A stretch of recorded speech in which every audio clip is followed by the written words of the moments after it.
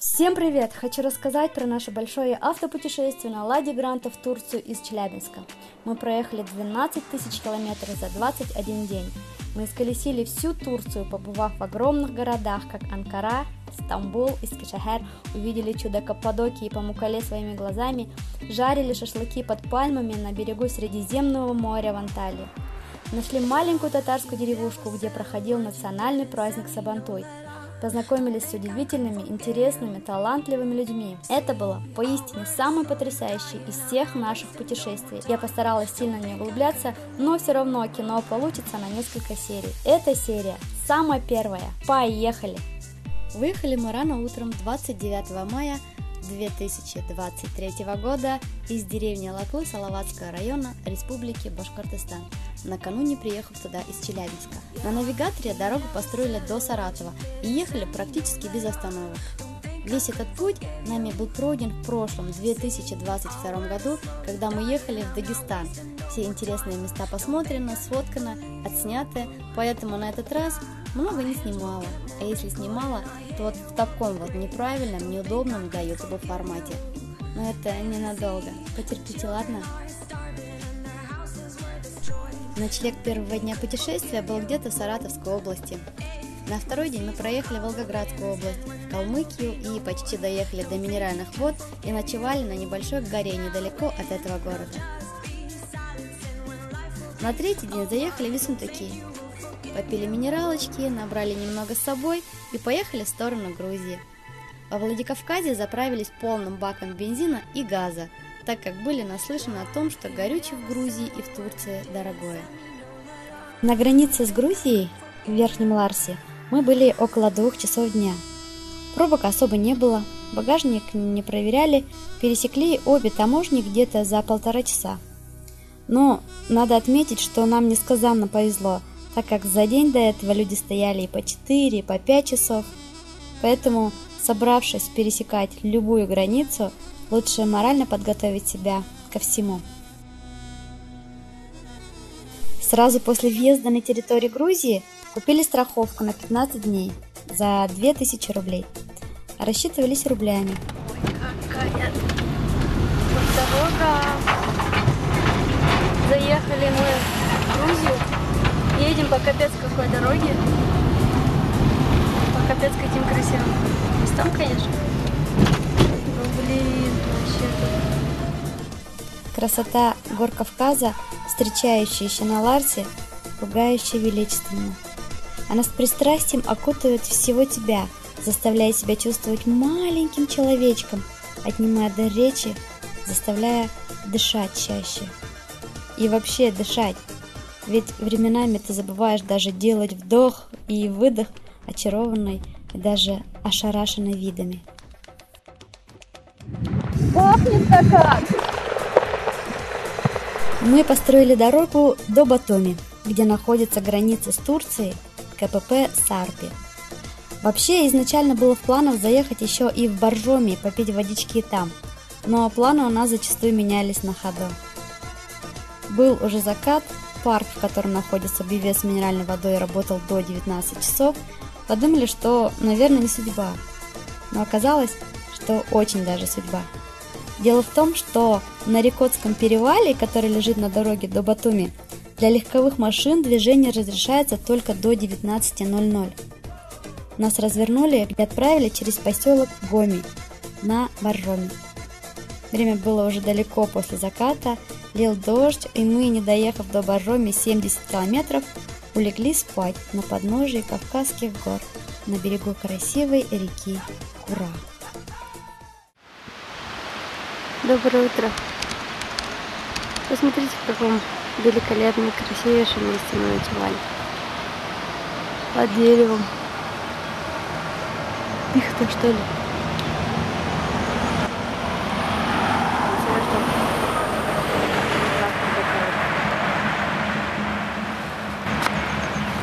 Доброе утро! Такие скалы.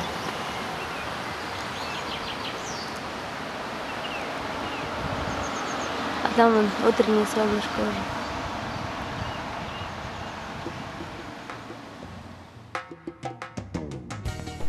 Позавтракав с красивейшими видами и нафоткав утренние процедуры местных улиточек, направились в Боржоми. Тут вот видит, ничего не видно, ничего не понятно, но очень красиво.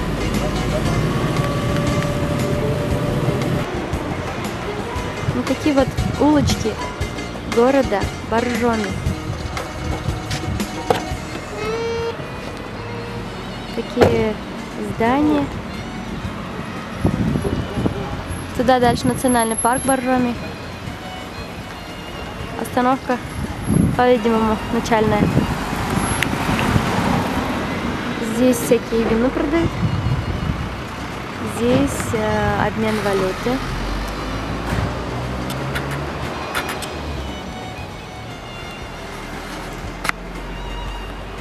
Привет!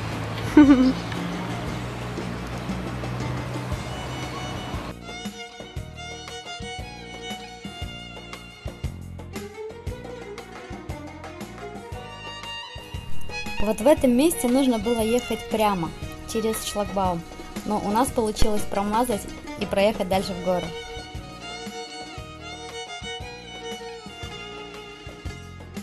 Там нам встретился очень общительный дедушка, спросил, откуда мы, как зовут, сказал, что мы можем набрать питьевой воды и погулять здесь, подышать свежим горным воздухом.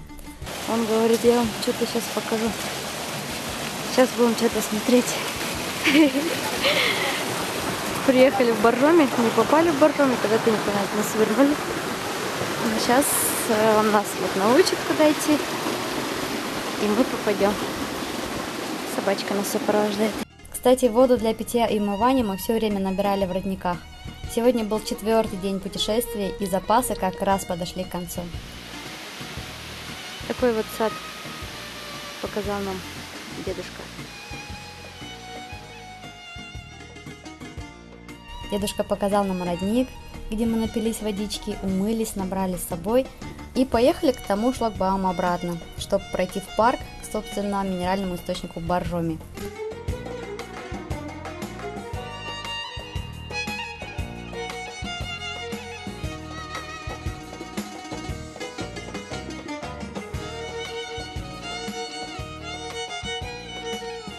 Поменяв 1000 рублей на 30 лари, заплатили за вход 10 и около 2 часов гуляли по парку. И, конечно же, попили настоящего Боржоми.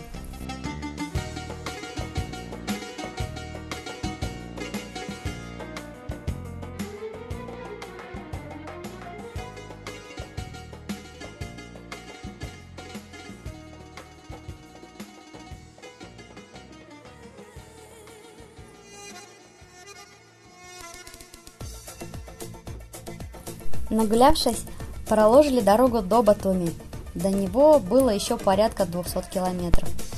Мне стало интересно, какое расстояние от нашего нынешнего местоположения до ближайшего поселения Турции. Оказалось, что всего 20 километров, если ехать через КПП в Вали. Ничего себе! Мы подумали, зачем нам ехать через Батуми, когда можно не ехать через Батуми. В очередной раз, перестроив маршрут, поехали на Вали. Душу охватывали необычные, незнакомые чувства. Нечто яркое, трепетное, но спокойное. Неужели это возможно? Неужели то, до чего казалось так далеко, в каких-то 20 километрах? Так близко, что даже поволноваться не успеваешь. Таможню мы прошли за час. Машин не было вообще. Ни одной. Был мотоциклист, который помог нам понять, чего от нас требуют таможники. А те, оказывается, объясняли, что нужно машину оставить на территории таможни, пешком выйти за таможню, там где-то метров 50, купить страховку, вернуться, показать им, и мы можем проезжать. В общем, все это дело заняло не больше часа. И вот мы в Турции. Мы в Турции. Это турецкие земли. Послушайте эту тишину. Рахатлянып.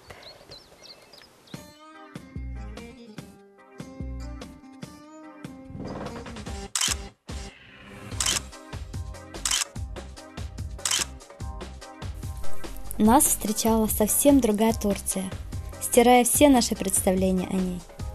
Она была прекрасна. Зерно идеи поездки в Турцию на машине муж заложил в мое сознание еще давно, несколько лет назад.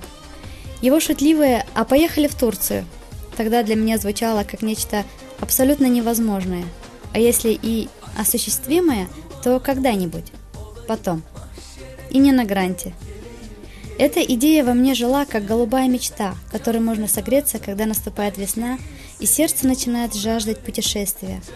Светлая, но до сих пор не нашедшая выхода в реальность, то ли из-за перекладывания ответственности на всякого рода обстоятельства, то ли на страх перед неизвестностью и кучей вопросов типа «сколько же может потребоваться денег и времени на такое большое путешествие?», то ли все же просто в ожидании своего часа.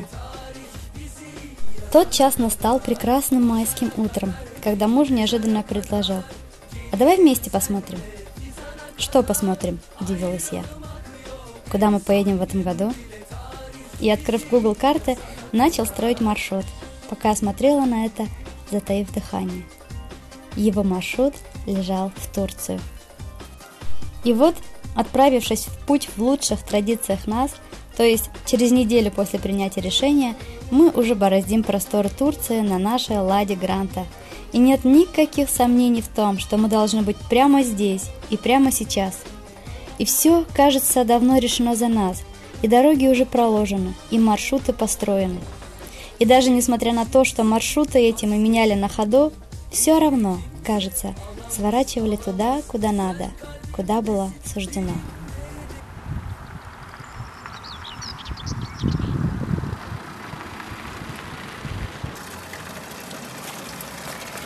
Вот и нашли. Здесь вот такая беседка стоит, и здесь даже есть намазлык, если надо почитать намаз. А место это вот такое вот.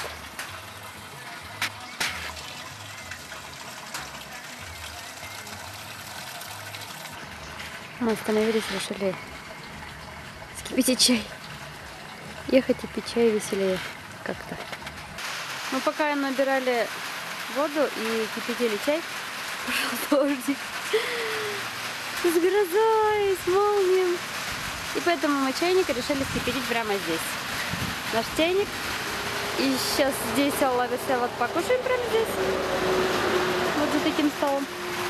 Дождь пошел, капец какой сильный! Просто вообще!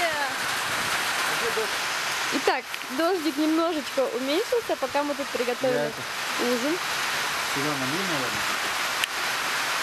Но он не сильно уменьшился, немножечко уменьшился, но все равно такой достаточно сильный идет.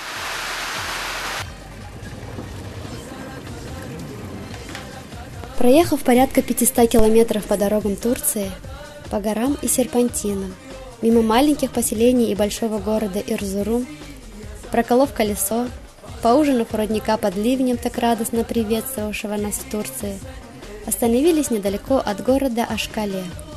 Уже поздно ночью, найдя подходящее место для ночлега, улеглись спать. Доброе утро! И на улице дубак. Дубак вообще. Я нашла здесь родничок. Это неизведанная нами ранее Турция. Такой вот у нас обед. Че, в путь дорогу? Все, озеро Соль. Мы ходим по центру Анкары. Мы просто завалились, как снег на голову. Это мы уже чай пьем.